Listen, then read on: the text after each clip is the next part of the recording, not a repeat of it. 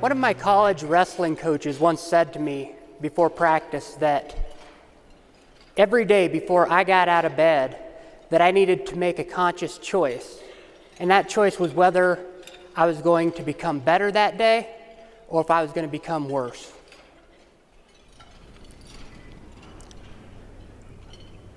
My name is Justin Widhalm.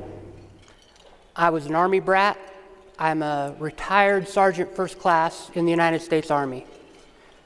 My hero growing up in my life was my father, the young sergeant that I was born to right out here at Fort Carson, Colorado. Throughout my life, the military and the Army brought so much joy into my life that I grew up on an Army base. Every morning I got to see people running in formation, and just giving it their all. And part of my chore between me and my brother every morning at 6 o'clock at Reveille was to raise up that flag, step back, give it a salute, and render proper military customs and courtesies and honors to the flag. The flag meant so much to me that all I wanted to do was to become a soldier in the United States Army. I chose my whole life leading up to that to be able to achieve that dream. I wanted to be the Sergeant Major of the Army. That's a good one. I like it out there. Anyway, so in junior high, I decided that I was going to join the Boy Scouts to foster leadership, to teach me to be a better person, and to teach me to respect my country even more. I also chose to become an athlete because I knew that soldiers relied on physical training and physical fitness every day. I'd seen them running, so I did cross country, but I also did wrestling. And I became very good at it because of my true passion, because the underlying theme for me was the fact that I knew a soldier had to be able to take someone down in hand-to-hand combat to defeat the enemy, because you couldn't just rely on shooting or anything like that. It was a necessary thing for me to succeed as a soldier. During high school, my senior year, I told my dad, I said, "Dad, I want to join the active duty. I want to join active Army, as soon as I graduate." And after many, many, many hours of discussion, my dad talked me into joining the Army National Guard. And in the Army National Guard, I got the opportunity as well to get a college education while having a great time 1 weekend a month and 2 weekends in the summer. I became an All-American my true freshman year of college, 3rd place at the national tournament. I was moving along, but I was also realizing that the best parts of my life were happening at drill and at the annual training, 1 weekend a month, 2 weekends during the year. I decided that after my sophomore year that I was going to become a full-time soldier. And with that, I went down to the local recruiting office and said, I want to go active duty. And he said, okay, great, you've got great record, you were a distinguished honor graduate of basic training, you high physical fitness scores, everything like that, you should be golden. And so to my surprise one day, the recruiter calls me in and he said, hey, Specialist Widhalm, I need you to get down here right now. And, I'm panicking at the time. I'm thinking, what did I do? I've kept my nose clean. I haven't been speeding. I haven't been doing anything. I don't do drugs. So what all of a sudden does he need to see me about?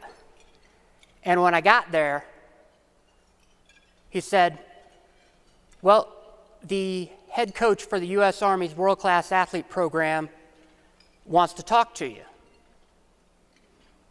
And in my mind, all that I could do, it was just an epiphany. It was just boom.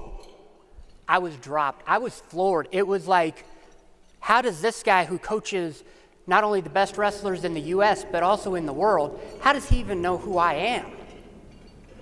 And so I got on the phone with him and he said, hey, as soon as you start doing your in-processing and all that kind of stuff at Fort Carson, you've got practice on Saturday morning. And I was overwhelmed. I'm not going to lie. I was like, ooh, okay. And I walk into the room and there's lockers of people that have won U.S. national champions, been on world teams, been, the highest level.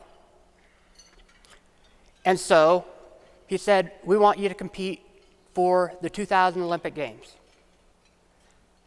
Not the 2000 Olympic trials, but the 2000 Olympic Games. And it meant so much to have someone believe so much in me and my abilities that there was no way I could say no. Not that I would anyway, but. So next came the 2000 Olympic trials. And I was ready. I was in the zone mentally, physically, I was peak fitness. I had my cardio ready. I was cutting my weight. Everything was going great. And all of a sudden, I step out on the mat for my first match. And I step out there and I dominate the guy. Technical fall. And I knew that I'd put everything in it. Everything that I had in my being, I put into that match. And I came out on top. My next draw was the defending U.S. national champion. And in the sport of wrestling, there's one guy.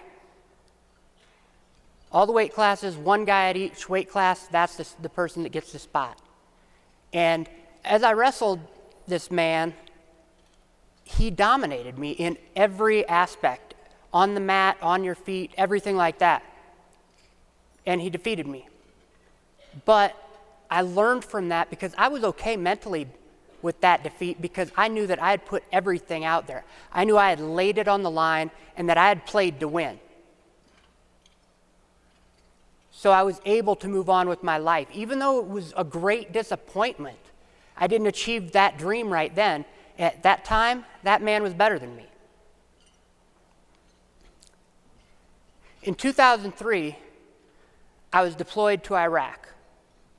My first day in country, I had literally gotten off a transport flight from Kuwait into Balad Air Base, and I got picked up by my unit, and they said, "Are you licensed to drive?" I said, "Yeah." "Okay, you're driving." So I'm driving along, and I'm looking around, and I'm thinking, this is like the cross of going back in time, but also the wild, wild west.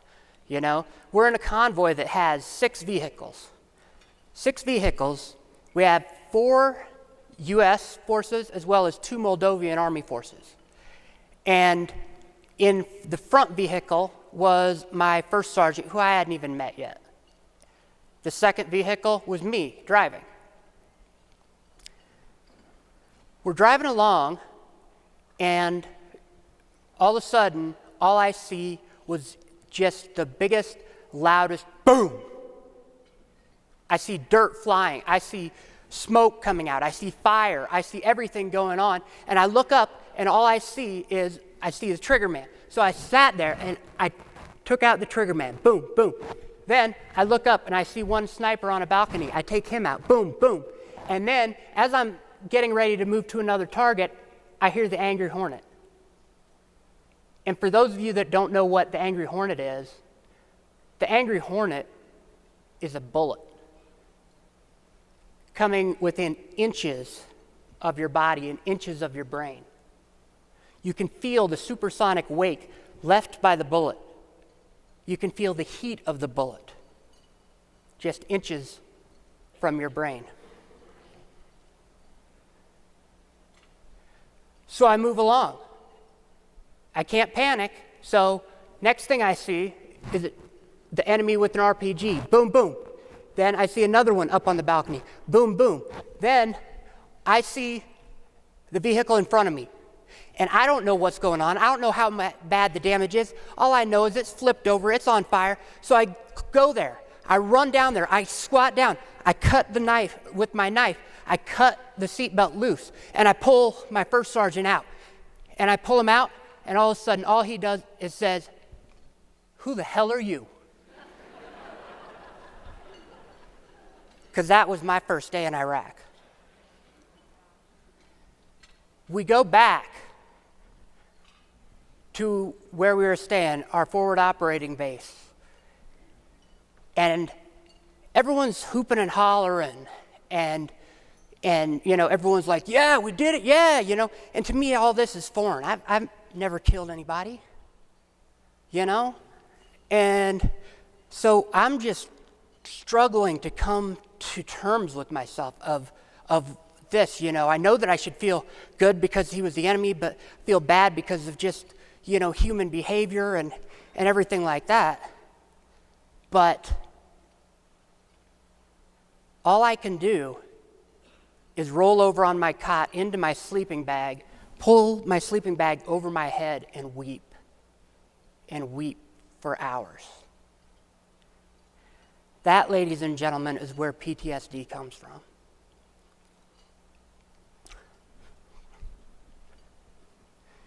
In 2005, I was deployed to Iraq for my second tour. This time it was a different scenario. I was now a leader. I was our task force sniper non-commissioned officer in charge. So what I was in charge of was planning as well as conducting the reconnaissance missions and executing the missions for our entire task force's sniper operations in a large part of the Sunni Triangle region of Iraq. On 12 occasions, because we were going out with the worst of the worst areas, different units that were having problems being attacked by IEDs and killing Americans. We were rolling out in a convoy where it wasn't if our convoy is going to get hit today, it's which vehicle is going to get hit today. Because these were all tier 1, top areas where they were being emplaced. And on 12 separate occasions, my vehicle was detonated on, direct detonation. 12 times, I felt the concussion, the pain of my ears ringing, my head just hurting, feeling like my teeth were knocked out, that I was going to choke on them and swallow them and not know what to do. 12 times, this enormous heat just coming at you. 12 times of thinking that I'm going to have to write letters home because my soldiers are dead and I have to write that letter to their family. So, in September of 2006, I was leading an air assault sniper insertion into an area to hunt for one of the bad guys that had been emplacing all along this road.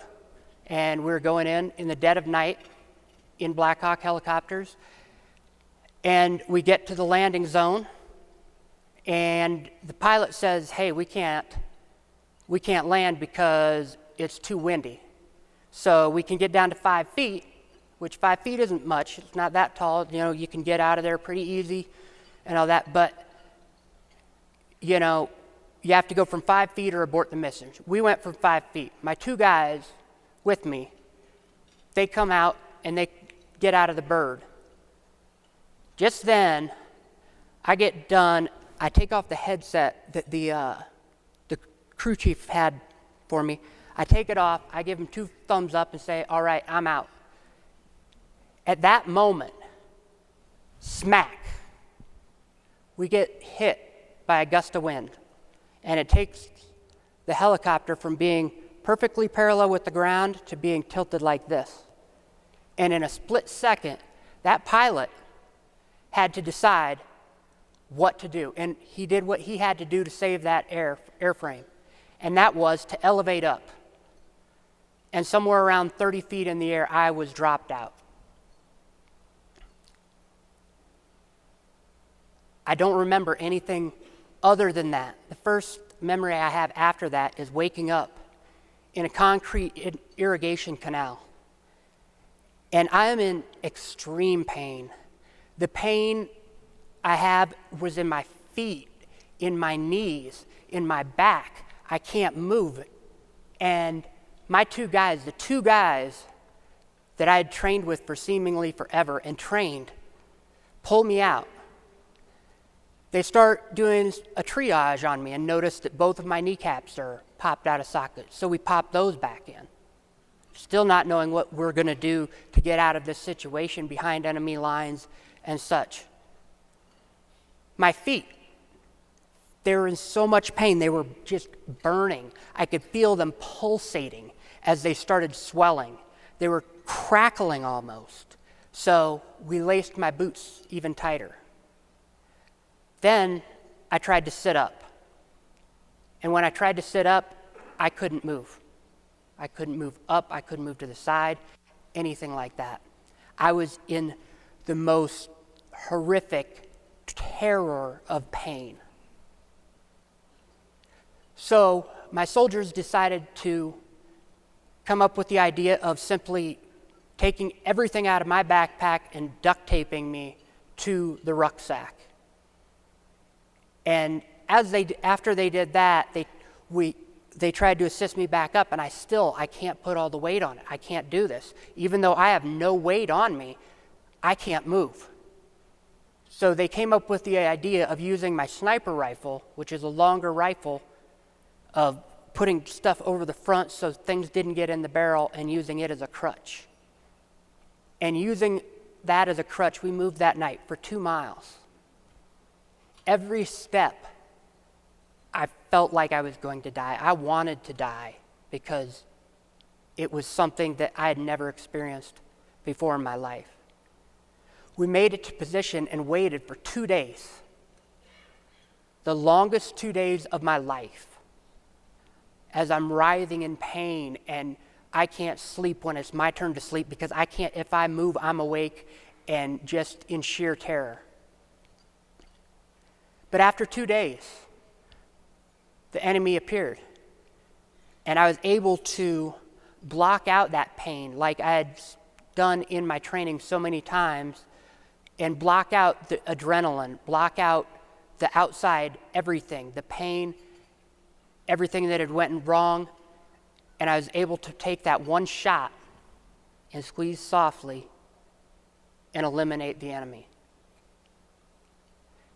As soon as we got back to the base, they said, "You're going to be medevac back to the United States because we don't know the extent of your injuries, but we know that they are very, very, very serious." So I was medevac back to the United States. The whole time of this, I'm feeling this extreme survivor's guilt almost, but just this guilt because these two guys that had just literally saved my life, they're still there. I'm going home, and they're back here. They're still fighting. All the guys, every mission that I had planned that were going out on, I'm gone, and I'm feeling like I'm the only one that can do that job, and because of that, I'm a failure, and I'm letting them down. And during the physical therapy part of it and the surgeries, I had to have my spine fused because my back was broken in 3 places. I had to have both knees reconstructed. I had to have both feet reconstructed with plates and screws and everything like that in the hopes that someday I would walk again. Then, after the surgeries, the depression came back. And I felt like the biggest failure in the history of the world. Because the way that I say it is committing suicide every day before you get out of bed. And it goes a little something like this. You wake up, the alarm goes off, and you say to yourself, I don't want to get out of bed. Well, if I don't get out of bed, then I'm going to get in trouble with my chain of command. Oh, if I get in trouble with my chain of command, then I'm going to lose money. If I lose money, I'm not going to be able to take care of my family. If I can't take care of my family, my wife's going to leave me, and my kids are going to leave me. And if I can't take care of them and they leave me and I can't do anything right now, and I'm going from 10 feet tall and bulletproof to not being able to control what's in my own head, then I might as well kill myself because I'm a drain on society. And that happens within a split second of waking up every morning.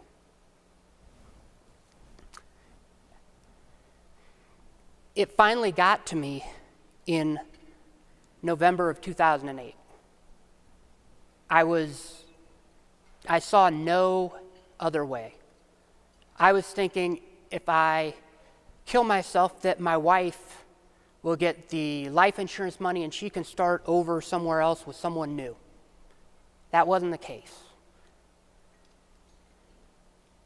It's the most selfish act that a human being can possibly do. Because while I think that I'm doing something and noble and everything like that, my wife is feeling that she is such a failure as a wife and such a horrible wife that I'm willing to kill myself to get away from her and to get away from my children. And my parents are thinking, what did we do wrong raising him that he wants to kill himself because he hates us that much? The most selfish thing that you can ever do. The one moment, because people always ask me, they say, oh, so you woke up in the hospital and you had an epiphany. You were like, oh my God, I am so happy to be alive. Praise Jesus, praise the Lord. Oh, I'm alive, I can live again. No. I was lower than dirt. Here, I'm such a failure that I can't even end it. I can't do anything else on this. I'm a drain on society, and I can't even end my own life. So I went around wallowing, still on my double crutches that they said, nope, you'll never walk without those. And it took a Vietnam veteran named Charlie Watkins, who is today my very best friend in the whole world, 69 years old, and my best friend, because he asked me what happened and I told him my story. And I was so used to people's reaction. I would tell them and they'd be like, oh, I'm sorry. And, I was like, I didn't want the pity, but that was the norm and that sort of thing. And I barely get done with telling Charlie my story and he's like, wow, that is one hell of a chopper pilot. And I was like, boom, what? What are you talking about? Are you like senile, old man? And he says, there's so many things.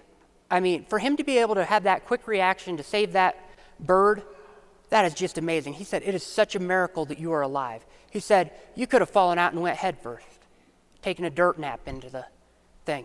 It could have came down. He couldn't have got it, the bird right. He could have dug in on top and you would have had a helicopter, on top of you and probably on top of your soldiers. Or the fact that you landed in a concrete irrigation canal, you could have drowned. So you're dang right, it is a miracle. And from that moment, that simple 5-minute conversation, it changed my life. I went from the depths, the depression, everything down here of feeling as though I'm a victim and woe is me, I am so sorry for myself, I don't have anything to live for, to, damn, I'm lucky to be alive. I'm a survivor. And as a survivor, it's my responsibility to move along with my life and to move on and achieve great things and to do something in society. And Charlie told me, he said, you cannot allow the past to dictate your future or your present.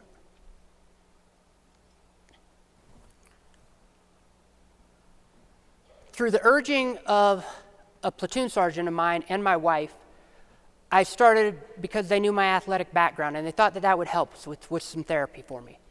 So I went on a ride and I ended up on a hand cycle because my legs didn't work right. I was still on the crutches and everything like that. And they said, oh, you'll never ride a bike, at least not an upright one.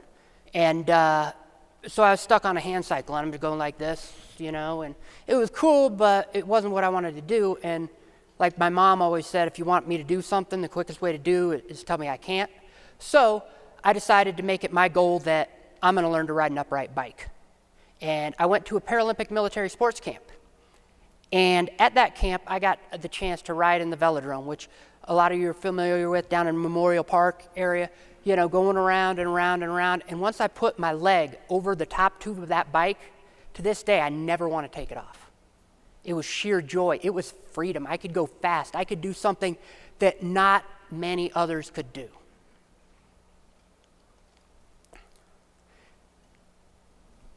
And at this time, my wife actually said that she was starting to get her husband back.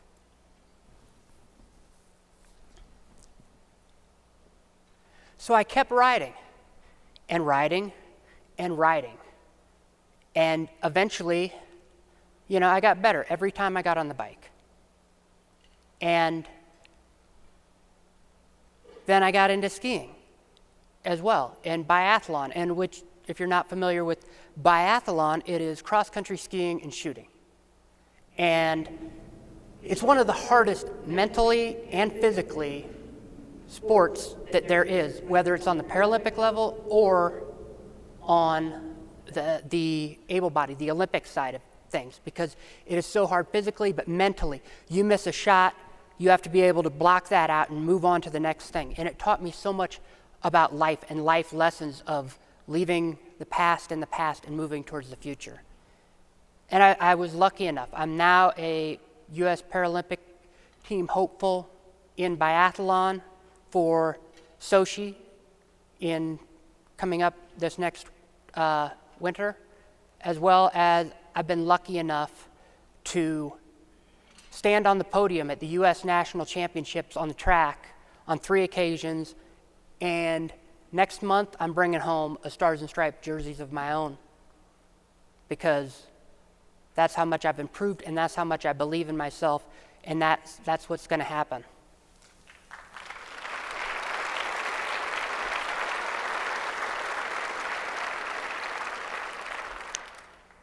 So I challenge you today, when you leave here and you wake up in the morning tomorrow, I challenge you, what's it going to be? Better or worse? Thank you.